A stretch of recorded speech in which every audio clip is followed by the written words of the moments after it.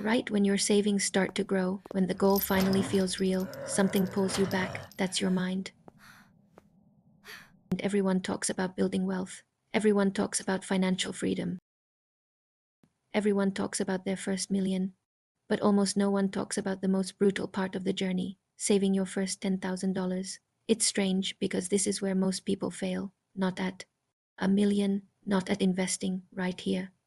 And if you watched my last video on why everything changes after $10,000, then you already know this number isn't about money. It's about proof that you can delay gratification, proof that you can think beyond next month, proof that you can build something instead of consuming everything you earn.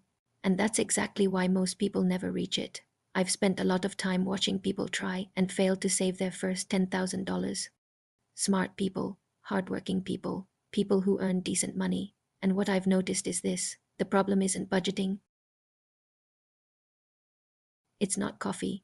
It's not expensive avocado toast. It's what happens inside your head the moment you start making progress. Most financial advice ignores the psychological battle that starts as soon as your savings account begins to grow, and your brain becomes your biggest obstacle right when you think you're finally doing things right. Here's what's really happening: that first $10,000 represents something dangerous to your brain. It represents unused resources, and for most of human history, unused resources were a liability, not an advantage.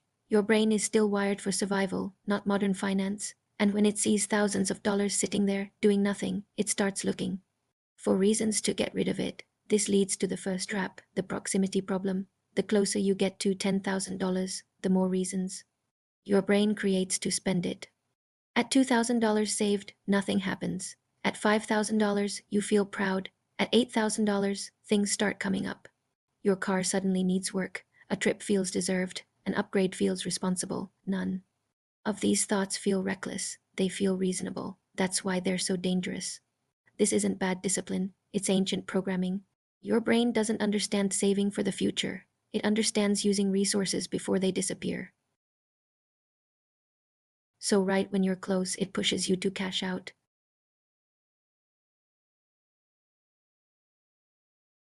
The second reason people fail is even more subtle: the celebration trap. You hit a milestone, you feel proud, and your brain decides you've earned a reward.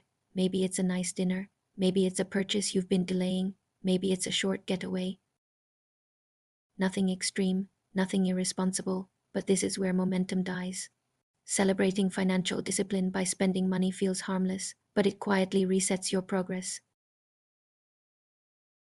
It's like training consistently for months and then rewarding yourself by undoing the habits that got you there.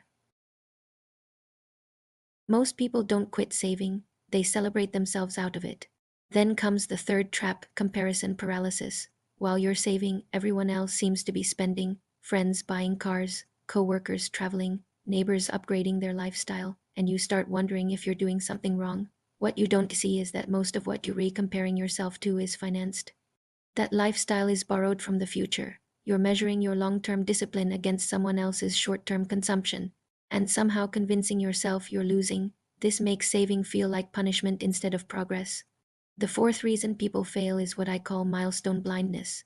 Most people say, "I want to save $10,000, but they never decide what that money is actually for.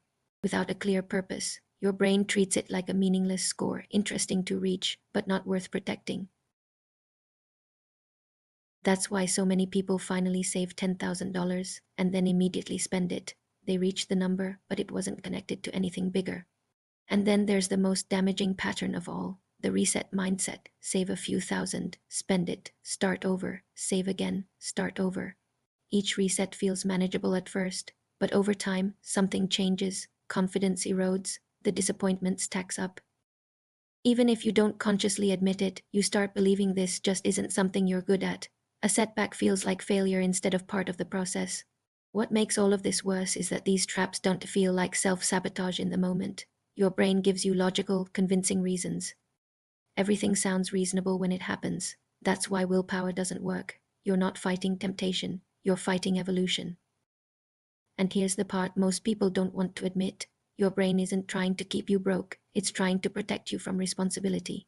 When you're living paycheck to paycheck, decisions are simple. There's nothing to manage, no real choices to make. But when you have $10,000 saved, you're forced to think about the future, about risk, about direction. That's uncomfortable.